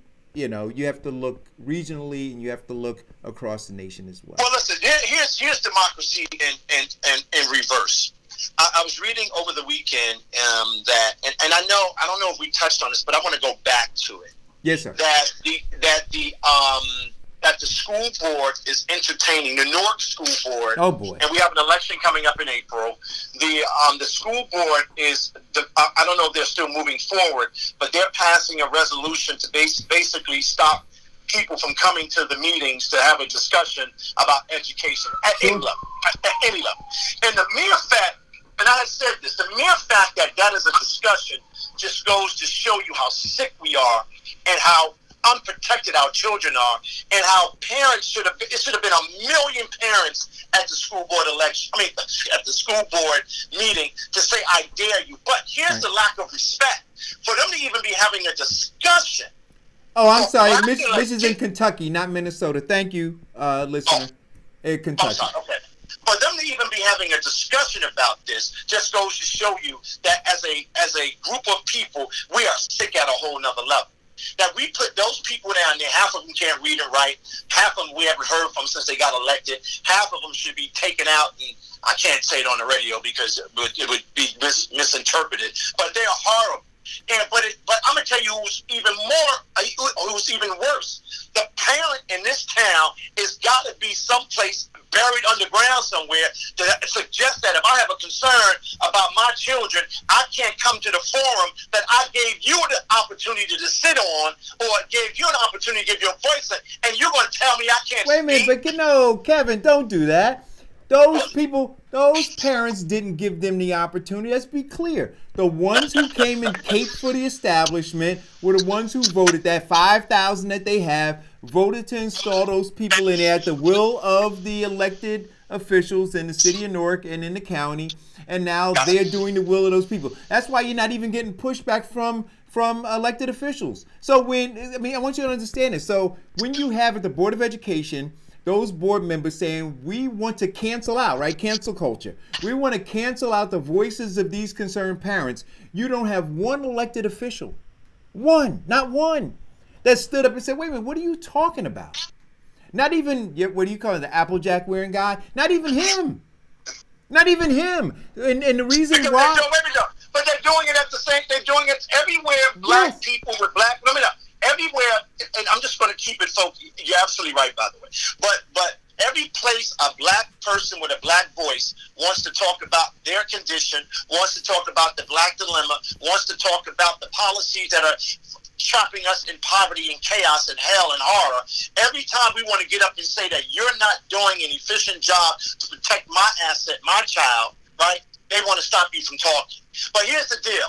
When I see people in the supermarket, when I see people, which I very seldom see a lot of people anymore, but when I see them, they always want to have a conversation with me about what's going on. And I say, no, we're not going to do that. I do that from 10 to 12. Go talk to your preacher. Go pray.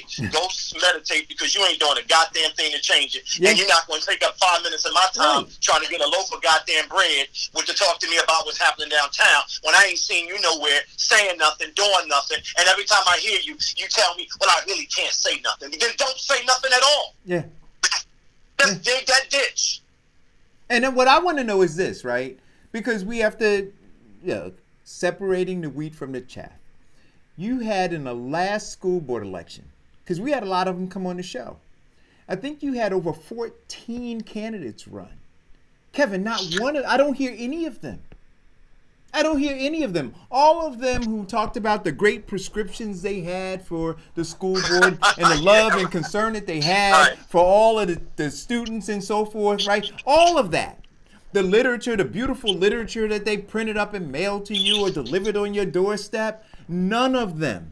See, I say all of those people who were silent should be canceled. If they haven't been in the fight, if they haven't been talking about these issues, if they haven't been lending their voice to advocate for these children in these failing institutions, they all need to be canceled as well. But you know what? No, wait a minute. Let me stop you you. Come on. Not selling institutions, factories. Let's Of stay on death. code. I'm sorry. Factories of death. Of death. And when we use the word community, I know that our dear friend who we love to death wants to jump on me, and sometimes I slip back off code.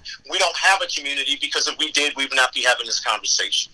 We have a neighborhood of people that just live here. All you got to do is go on 14th, 15th, 16th. All you got to do is drive through the city and see the condition and the horror of it, and that'll tell you that we're not a community. We just living in a neighborhood. Hey, Kev, I got to stay on code, because, when I get up the show, I'll get that call. You're on code, Kevin. Get on code. I'll get that call. And I don't want to hear those people screaming at me today about it. But, it's very interesting that black faces, Latino faces without black voices or Latino are sitting in a room making the decision to stop you from fighting for your children. And I got to tell you something. I am disgusted by it. I am disgusted. Disgusted. Absolutely disgusted. And then when people stand up and try to give you the impression that they're against it and whatever, that's not good enough. See, when you sit on those boards, when you designate yourself as a leader, it ain't enough for you just to say it. You should have been taking action and mobilizing people to do what? Stand with you against that. Right. Stand with you. It's not about you just saying. You got to get people to stand with you. And when these people come and knock on your doors, we need to say, who are you? What do you represent? And tell me your values. If it's not political power, economic power, close your door. Done. Slam the door on them. I don't care if it's your brother, your sister, your niece, your friend, somebody you play soccer with, football with. If they're not talking about those two things, get rid of them. And if they start talking about it and you've seen them for the last decade not doing anything, you're a big fool for even listening to them. So we'll see. Folks. Look, we talk about golf season is coming back up. I got to tell you, I'm going to be disqualified. Golf season, hurry up, us. We got to hurry up and get these shows over, because golf season is getting ready. Hey, Kev, I got clubs. You going to take me golfing with you? Now, wait a minute. I will take you, but you will not get on my nerves. No. Hey, I didn't know you had clubs. That's good. I do. I got a set of clubs. But I'm just saying, guys, everybody at home, please, April, you're going to have the gubernatorial, you're going to have the presidential, gubernatorial, then municipal. Get active. Get focused. Get on code. Tell your friends over coffee. Tell your mother. Me and Eric, you've gotten your mother. I finally got my mother not like Biden. I still don't know who should not be responsible for giving us access to capital when we are the commodity that built the banks. They're saying that we have no value. And you're arguing with me. You're arguing about what Snoop might have said in that one sentence. We got him. He was wrong. But let's stay focused on the big issue. Let's stay focused there. We get so distracted. Economic power, political power. That is the name of the game, people. So, listen, what's the book that we're reading this month? I didn't put up the artwork. When affirmative action was white. By our Katz Nelson. And it will clearly show you that nobody pulled up, what is that say? Nobody pulled themselves up by their bootstrap. Kevin, in that same, Eric, it is the biggest bull crap I've ever heard in my life. Listen, in that same feed that I told you about where I put the ADOS shirt. There are folks who are saying that. They're saying, black folks are just lazy. They want something for nothing. What? No, I'm telling you, you all have to go in this feed. I'm going to go in that feed. You got to go in this feed. And I said, just before we got on the show, I said, wait a minute. I said, the transfer of wealth that has occurred for white people that has led to there being 1/10 the amount of wealth in a black household compared to white households. I said it had nothing to do with rugged individualism. It had nothing to do with you working hard and us not working hard. It had to do with opportunities that were granted to you by a country that has shown nothing but hatred, contempt, and racism toward the foundational black America. That's it. You don't have to take my word for it. Go look at history. But you know what, Eric? Very, very, very, very, very good point. And people have to start to understand that. It took me a long time, pull yourself up by your bootstraps and rugged individualism. When I was a young man, I might have purchased that. but I'm a little bit more sophisticated now. I understand that those were all distractions for us not to focus on the policies that really were trapping us in this perpetual hell that majority of people in this country live in. And, we are bridge builders. We don't mind working with anyone. We don't mind talking to anyone. We support everybody in their individual rights. But right now, at this moment, at this second, I'm fighting for black people's rights. Right. I'm fighting for full citizenship. Do you understand what full citizenship is? For them to have to write a book when the affirmative action was white clearly tells you that black Americans don't have full citizenship. And I'm finally trying to fight for it. Don't get it confused. We're fighting for full citizenship, and we don't have it. The 13th, the 14th, the 15th Amendment was a con job. Brown versus the Board of Education was a con job. Listen, you have every Democratic candidate right now talking about how racist America has been, how the policies that still exist are racist and continue to keep America's heel on the neck of the foundation of black American. But what you don't hear, right, and what you have to stay tuned to is who's talking about economic and political power. See, that's where it is. Because without having that discussion, nothing's fundamentally going to change. Well, so listen, it has to be. I got to tell you, I've enjoyed the books. And we're going to have to put the book up and give a date, I guess tomorrow, because Diane's going to beat us up. But she said that always the first Thursday of the month. I think that's it, right? So just text me the name of the book again, right? Because I'm suffering a Joe Biden. Don't do that. Don't say that. Don't say that. Don't do that. Don't put that on yourself. But here's the deal. Don't put that on yourself. Don't do that, buddy. That's a dangerous place to be. But it's really just something very interesting that we see this happening in real time.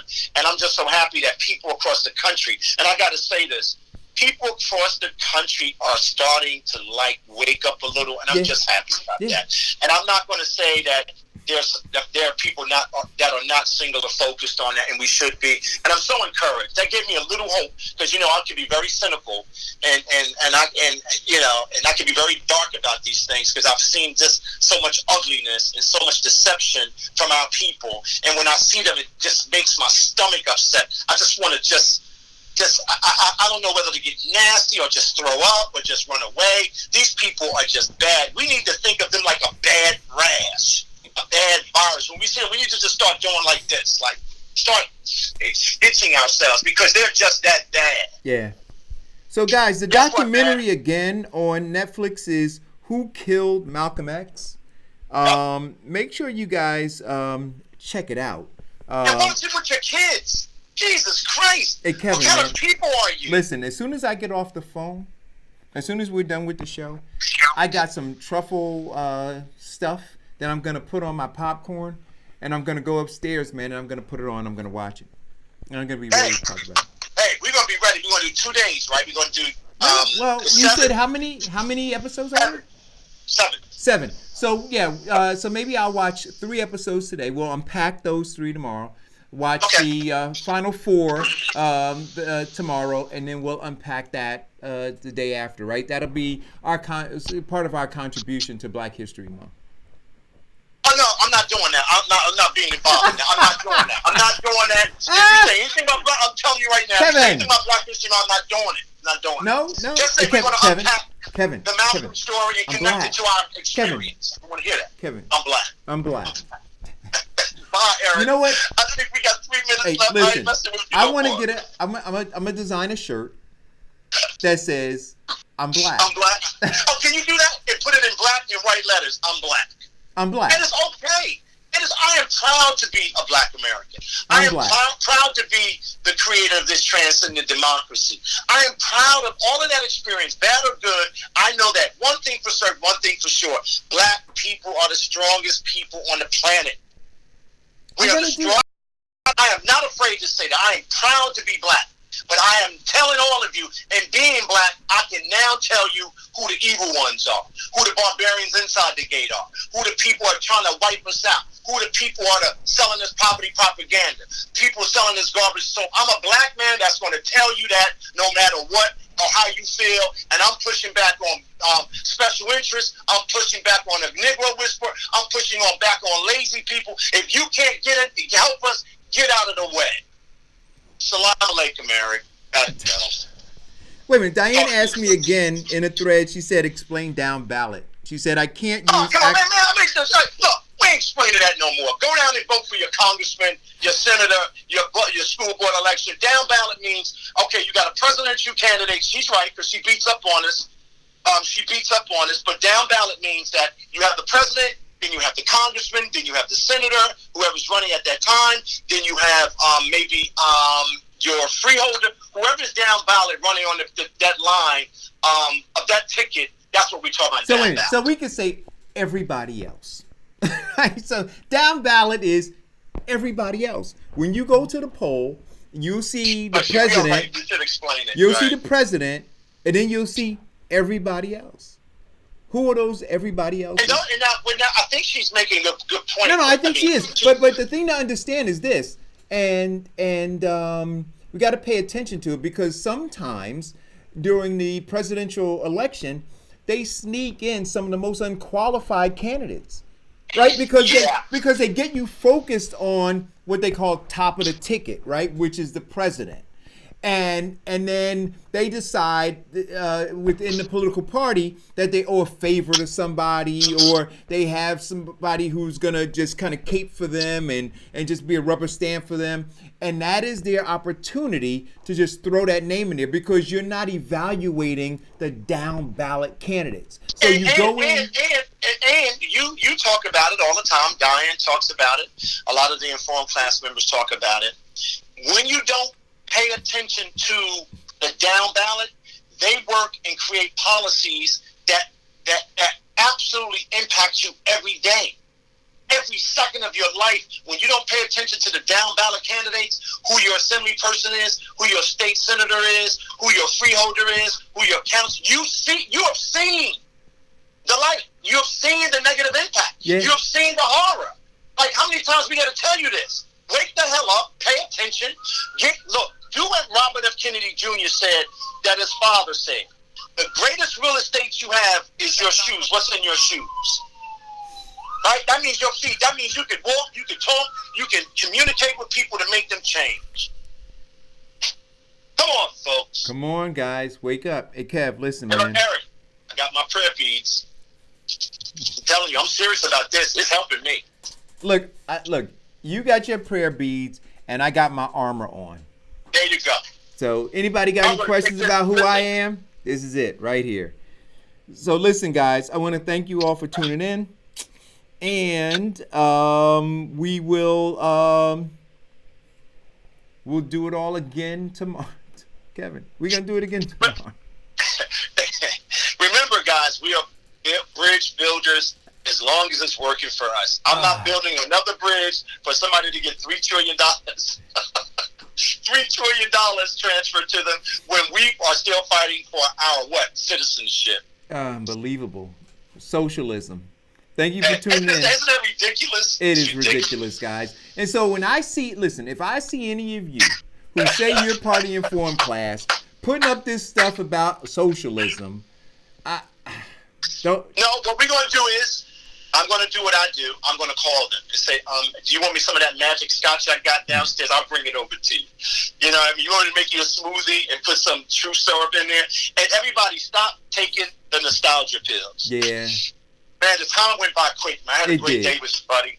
Thanks for tuning in, guys. Please hit the share button. Eric. Go back to February 7th show where we discussed the Willie Lynch letter and the making of a slave. Share that show.